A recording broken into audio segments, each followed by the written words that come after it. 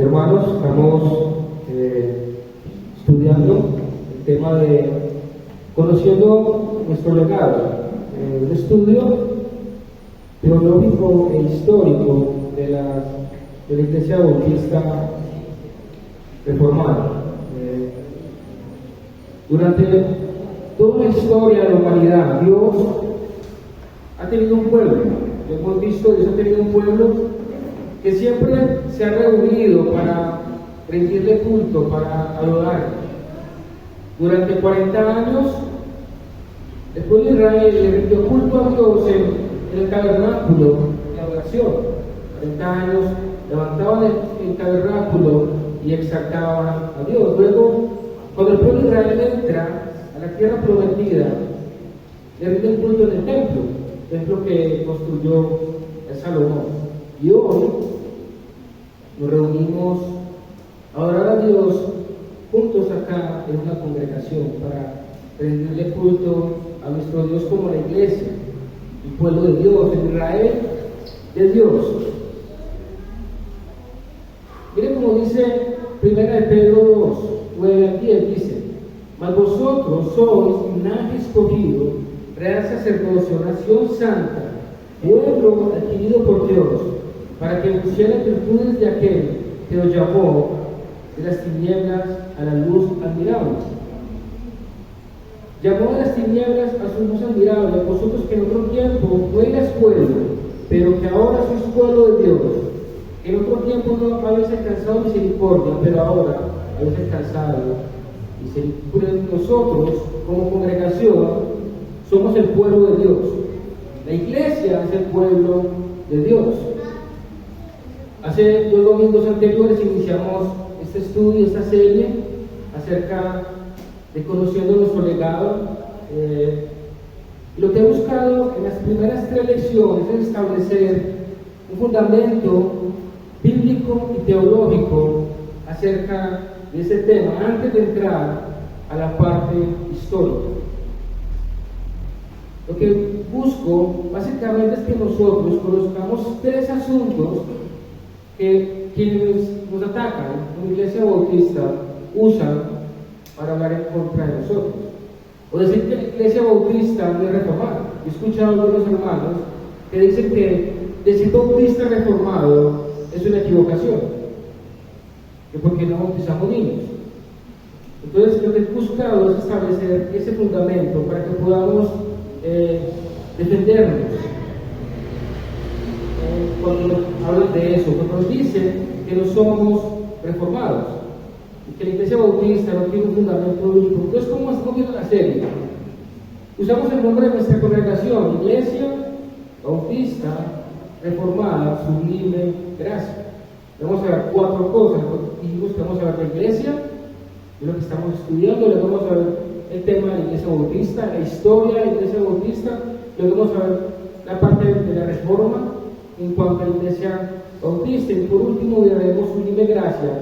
Ahí veremos unos fundamentos bíblicos que son fundamentales para nuestra congregación. ¿Qué vimos en la primera clase? Vimos el origen de la iglesia. ¿Y qué dijimos? Dijimos que la iglesia, ¿quién inició? El pastor, Calvino, Lutero. ¿Quién inició la iglesia? Cristo. En Mateo 16, 18 dice: y esta es la iglesia. Es decir, que la iglesia no comenzó en la reforma, la iglesia no inició en un momento histórico, como sucedió en el año 1500, sino que la iglesia comenzó con Cristo. Y también dijimos que algunos dicen que la iglesia inició en el Antiguo Testamento.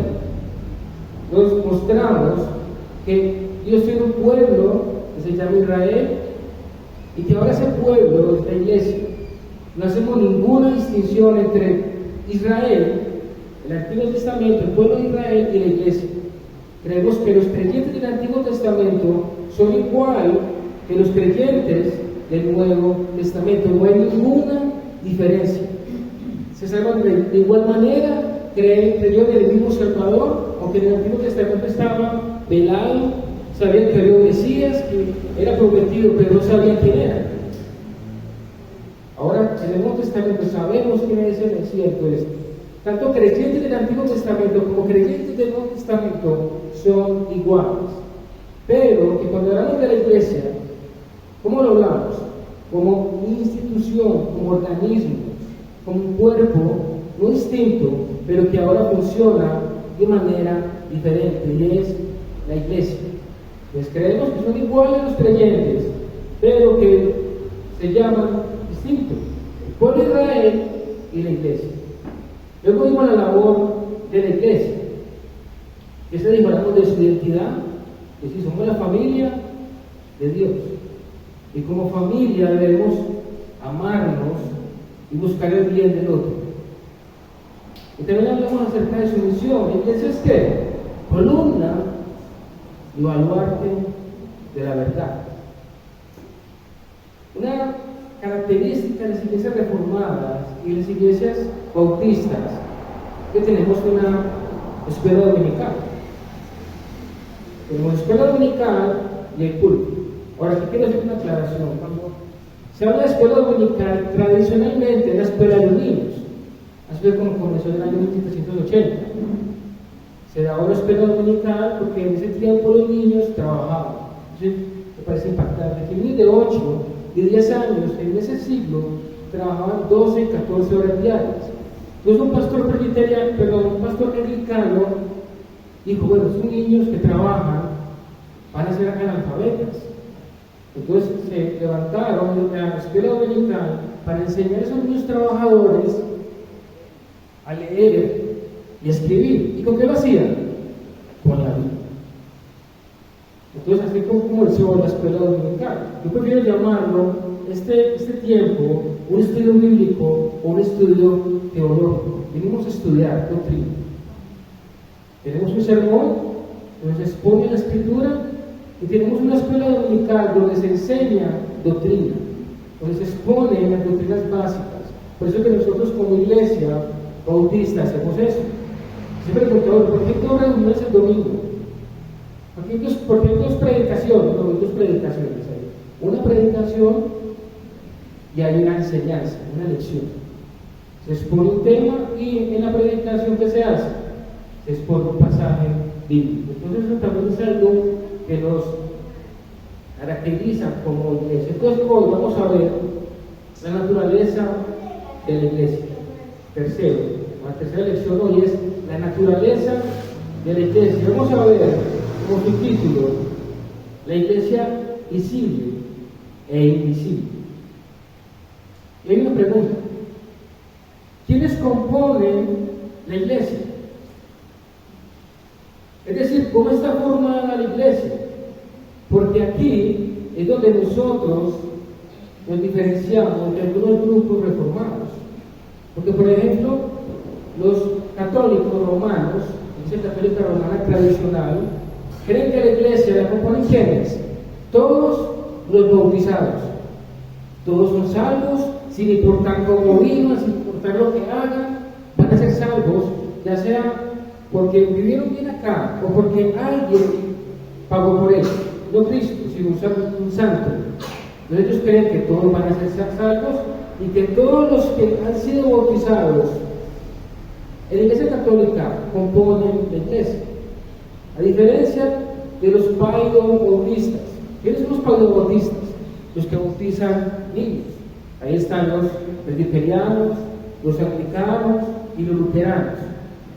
Ellos no creen que el bautismo regenere o salve, pero ellos creen que los niños hacen parte de la iglesia. ¿Por qué? Porque ellos hablan de que la circuncisión ahora es el bautismo.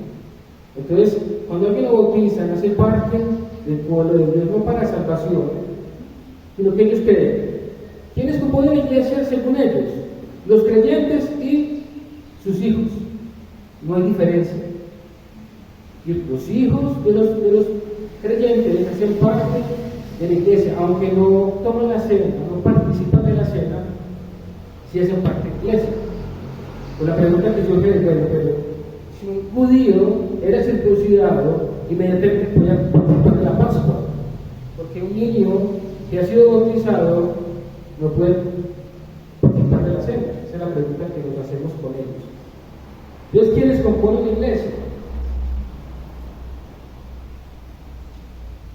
Entonces, nosotros decimos que la iglesia la componen todos los que han reconocido a Jesús como Señor y Salvador. Esos son los que componen la iglesia. Una pregunta, ¿qué es la iglesia? La iglesia es el pueblo de Dios, de todos los lugares que se reúnen un día a la semana en un lugar específico para rendirle adoración a Dios. ¿Qué es la iglesia? Es el pueblo de Dios de todos los lugares, Alemania, Australia, Inglaterra, Estados Unidos, de todos los lugares, que todos los domingos se reúnen en un lugar particular para rendirle adoración a Dios. Pero la iglesia no es el edificio. ¿Quién es la iglesia? Nosotros. Nosotros nos reunimos, cuando vamos de acá, eso es un local, común y corriente. Pero cuando venimos todos juntos, hacemos la iglesia. Nosotros somos la iglesia, juntos. Por eso cuando dice Pablo que si un miembro de su cuerpo se enferma, ¿qué pasa? Si se fractura una mano, todo su cuerpo se afecta. Y por eso sucede con la iglesia. Cuando uno de nosotros está pecado, o está luchando por algo, o alguna dificultad, todo el cuerpo debe ¿qué? Dolerse. Y usted ha pensado así de la iglesia. Y usted hace parte de un grupo, de un cuerpo, donde todos juntos hacemos la iglesia. Es decir, la iglesia está compuesta por todos aquellos que han hecho una declaración de fe, que han confesado a Jesús como Señor y Salvador. Y se han bautizado, han cumplido el mandato del Señor. ¿Cuál fue el mandato? Mateo 28, 19, 20. Por tanto, y hacer discípulos a todas las naciones, bautizándolos en el nombre del Padre, del Hijo y del Espíritu Santo, y enseñándoles que guarden todas las cosas. Es decir, una persona escucha el Evangelio, es bautizada y luego es ¿qué? Enseñada, adoctrinada. Esos son los que hacen parte de la iglesia. Ahora, aquí hay algo que debo de tener claro, y es que no todos los que han confesado una fe y se han bautizado son verdaderos creyentes. Yo lo que veo aquí somos pocos y esperamos que todos seamos salvos, ¿no? Amén. Pero no sabemos, porque no todos los que han reconocido al Señor son salvos. Han reconocido al Señor, son salvos. No pasó la prueba del micrófono.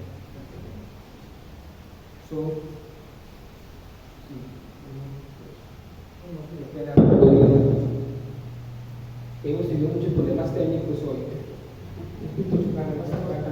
Sí, bueno. Entonces, no todos los que han confesado al Señor como Señor y Salvador son salvos. Yo no sé si usted ha escuchado que hubo un hombre llamado Frank Zacarías, un apologista, un hombre que hablaba de Dios en todos los lugares del mundo, llenaba estadios, 30,000 personas lo escuchaban predicar de Jesús y de Dios. Hablaba de la santidad con una autoridad y con un poder que uno decía, wow. Pero cuando murió, después se dieron cuenta que este hombre abusaba de mujeres,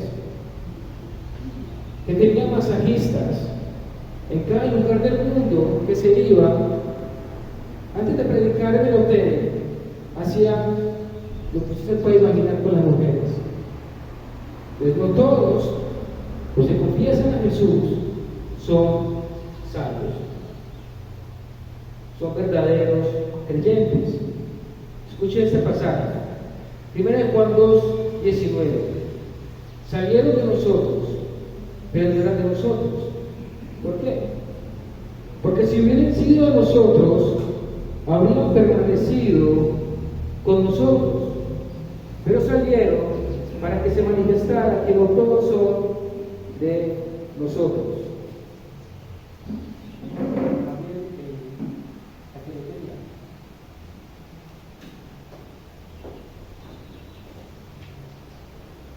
No todos son de nosotros. Escuche como dice Mateo 17, 21 al 23.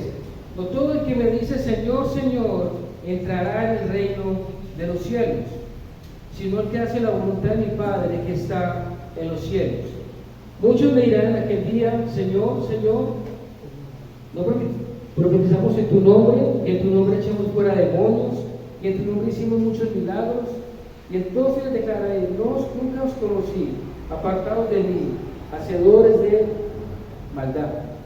Por eso en la teología se habla de la iglesia visible y de la iglesia invisible. Eso no significa que haya dos iglesias. Es lo que se hace para diferenciar que en la iglesia hay dos tipos de asistentes y de creyentes. ¿Cuál es la iglesia visible? Todos los que se reúnen cada domingo y que han confesado a Jesús como Señor y Salvador, se han bautizado, han hecho cursos, se congregan, sirven en la iglesia, hacen de todo. Esa es la iglesia visible. ¿Sí? ¿Por qué? Porque la podemos ver. Yo no puedo decir si usted es creyente o no es creyente. ¿Sí me escuchan bien? No puedo decir si usted es creyente o no. Pero en la iglesia hay dos tipos de creyentes. ¿Sabe cómo los llama Pablo? Los llama los falsos hermanos. Mire cómo dice 2 Corintios 11:26. En camino muchas veces, en peligros de ríos, en peligros de ladrones, peligros de dominación, peligros de los gentiles, peligros en la ciudad, peligros en el desierto, peligros en el mar, peligros entre falsos hermanos. Gálatas 2:4. Y esto a pesar de los falsos hermanos introducidos a escondidas que entran para espiar nuestra libertad que tenemos en Cristo Jesús para reducirnos a esclavitud. Entonces, en la iglesia hay falsos hermanos y hacen parte de la iglesia visible. Usted no puede saber quién es un verdadero creyente o quién no lo es. Participan de la cena, confiesan muchas cosas, sirven en la iglesia. Algunos son pastores, algunos son evangelistas, algunos son misioneros, algunos sirven en la iglesia, pero no son verdaderos creyentes, son falsos hermanos. Entonces, nadie puede decir a ciencia cierta quién es un verdadero creyente. Y por otro lado está la iglesia invisible. ¿Quién pertenece a la iglesia invisible? Los verdaderos creyentes. ¿Y quién los puede ver? Solo Dios. Nadie más. Usted no puede decir que fulano de tales no es cristiano porque hace esto o hace aquello, ¿no? O tampoco puede decir es que fulano de tales es cristiano porque ora, porque sirve, ¿no? Solamente Dios conoce los corazones. Solamente Dios sabe quién es realmente salvo. Esos son los que hacen parte de la iglesia invisible. Aunque nosotros sí podemos ver algunas características de un verdadero creyente. ¿Cuáles? Los frutos del Espíritu. Dice Gálatas 5, 22 y 23, mas el fruto del Espíritu es amor, gozo, paz, paciencia, benignidad, bondad, fe, mansedumbre, templanza. Escucha. Amor, el amor. es un fruto del Espíritu. Pero yo conozco personas que no son cristianas y aman realmente. Y conozco creyentes que no aman de todo corazón. Pues, hay frutos del Espíritu en algunos que es algo natural. Por ejemplo, usted puede evaluarlo. ¿Qué cosas tenía usted en su carácter que antes eran naturales en usted? La paciencia. Entonces, yo antes de ser cristiano era paciente, no me enojaba con facilidad. Ahí no es un fruto del Espíritu. Usted puede decir, yo era humilde, normal, aceptaba las cosas, no me enojaba con facilidad y no humillaba a nadie. Pero ahora, por ejemplo, yo creo que yo voy como en la mitad de la paciencia. Ya voy como en la mitad más o menos. Antes era muy impaciente, me enojaba, hacía una fila en el banco o en alguna parte y yo quería empujar a todo el mundo para que llegáramos rápido. Entonces ya voy en la mitad. Es un fruto del Espíritu. Entonces usted puede evaluar. La idea es esta: que usted evalúe. Usted hace parte de la iglesia invisible. Yo creo que hace parte de la iglesia visible porque se ha bautizado, si son miembros de la iglesia, entonces no hay problema.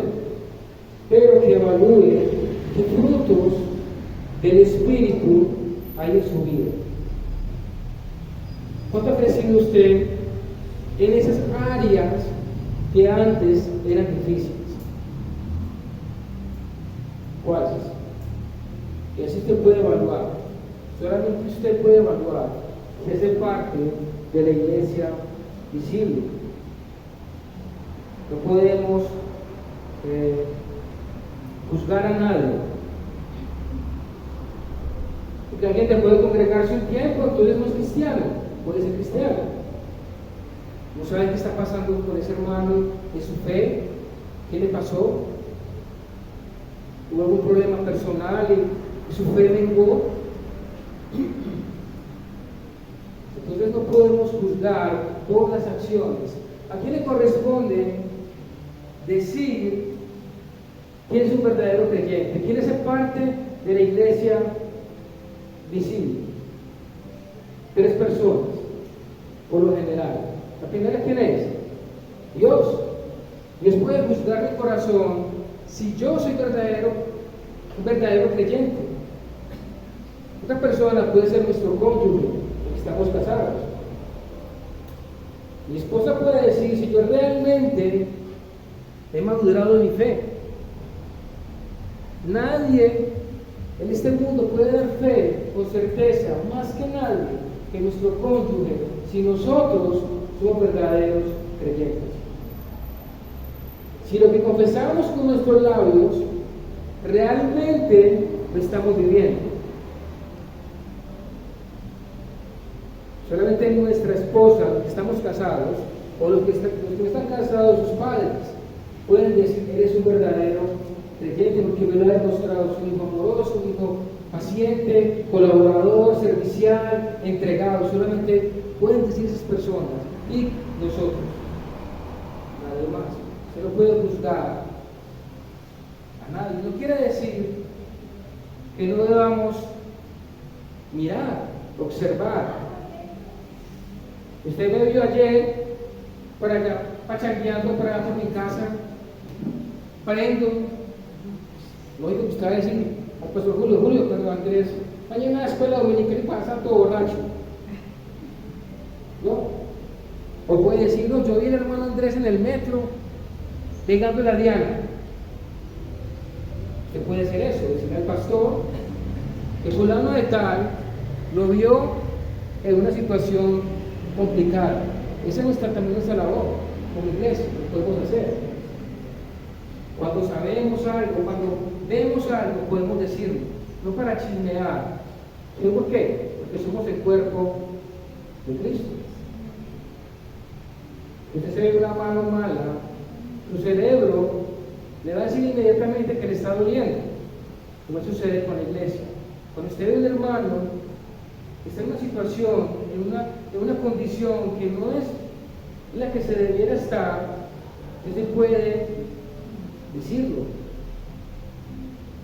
pero no para juzgar, sino para qué, para restaurar. La disciplina en la iglesia es una característica de iglesias bautistas reformadas, es para buscar que el hermano sea restaurado, no sea menospreciado ni juzgado, sino que restaurado.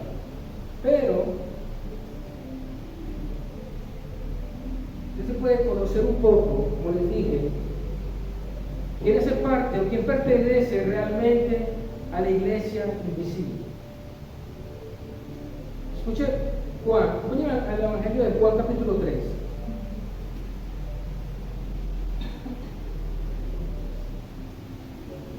Me pregunto, bueno, entonces, no podemos saber quién es un verdadero creyente, quién hace parte de la iglesia invisible. Juan 3, 18. Un cristiano, escúcheme, un cristiano no es uno que hace cosas, ni deja de hacer cosas. Yo ya no bebo porque soy cristiano, ya no fumo porque no soy cristiano, ya no me enojo porque soy cristiano, no. Es una consecuencia, es un resultado de la vida devocional. Pero ¿quién es un verdadero, o cómo identificamos un verdadero creyente? Juan 3, 18. El que en él cree no es condenado, pero el que no cree ya ha sido condenado, porque no ha creído en el nombre del unigénito Hijo de Dios. Entonces, si un día va a la calle, ve un hermano que dejó de congregarse, ya no creo en Cristo, entonces sí puede decir que ese no era cristiano. No, para Cristo, eso es pura mentira, eso es inventado por los hombres, y entonces ese no es un verdadero creyente. Juan 3:36. El que cree en el Hijo tiene vida eterna, pero el que se rehúsa a creer en el Hijo no verá la vida, sino que la ira de Dios está sobre él.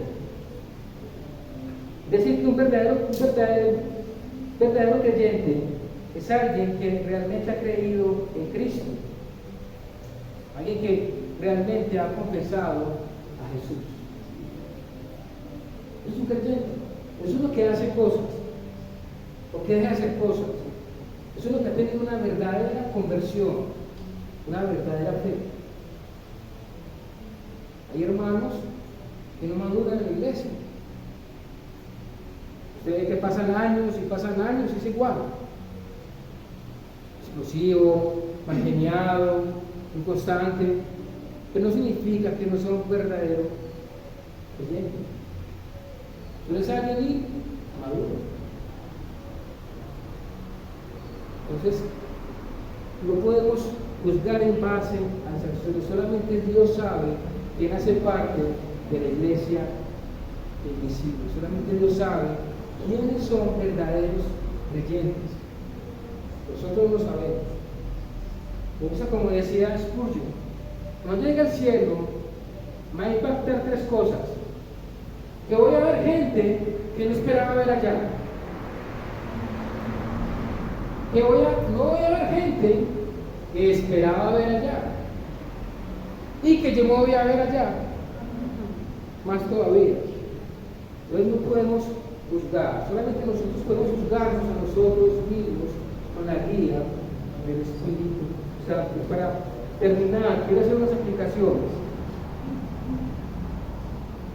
Y quiero que hoy, esta semana, ya que estamos culminando este año, piensen en esto. 2 Corintios 13, 5. Examinaos a vosotros mismos si estáis en la fe. ¿A quién le corresponde examinarse? A nosotros mismos. Probaos vosotros mismos. ¿O no os conocéis a vosotros mismos? Que Jesucristo está en vosotros, a menos que estéis reprobados.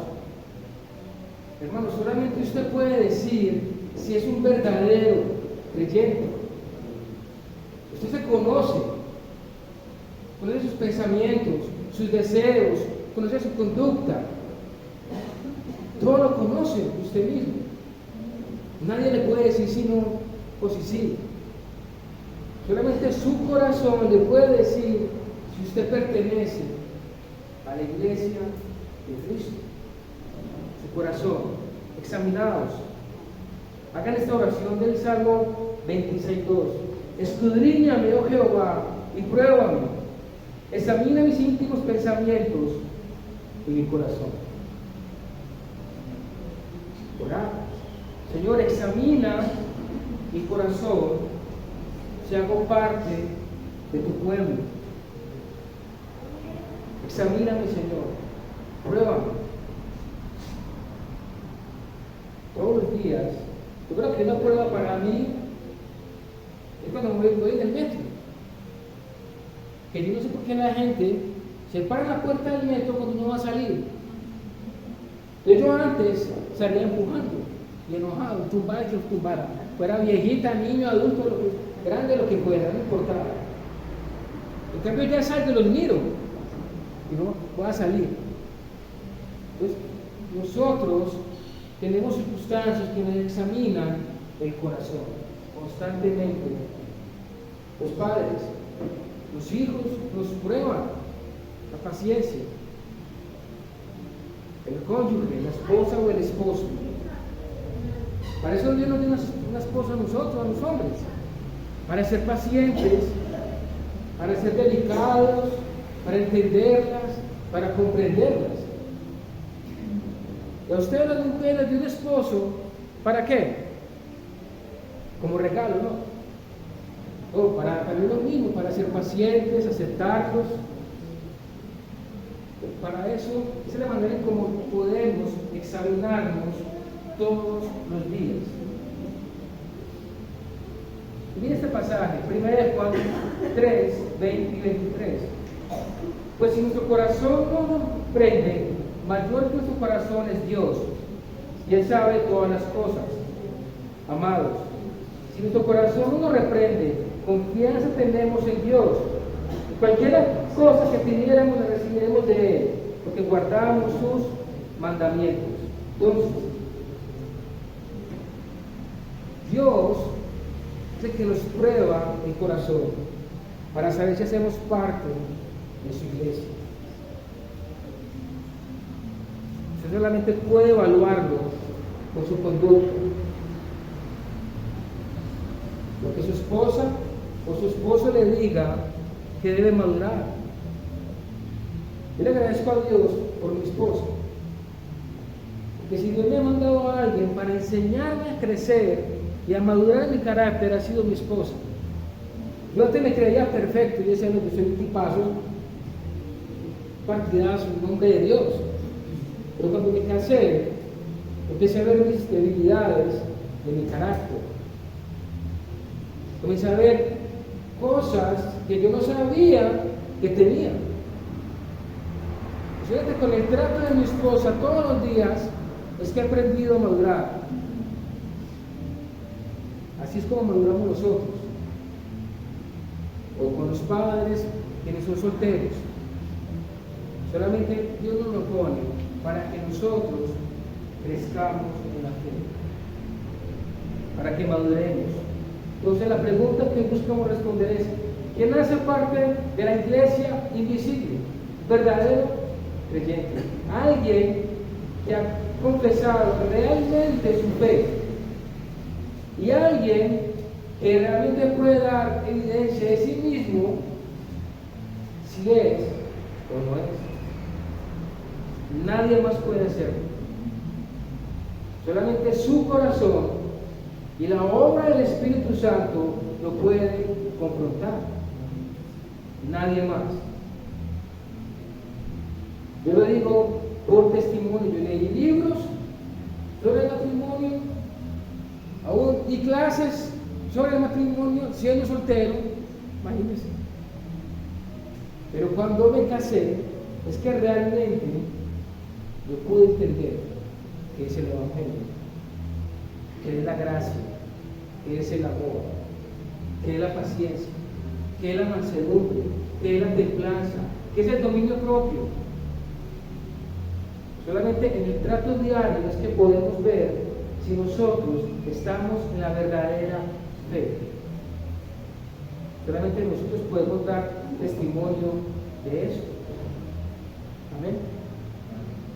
Vamos a orar. ¿Tienen preguntas? Las hacen. Padre, te damos gracias, Señor.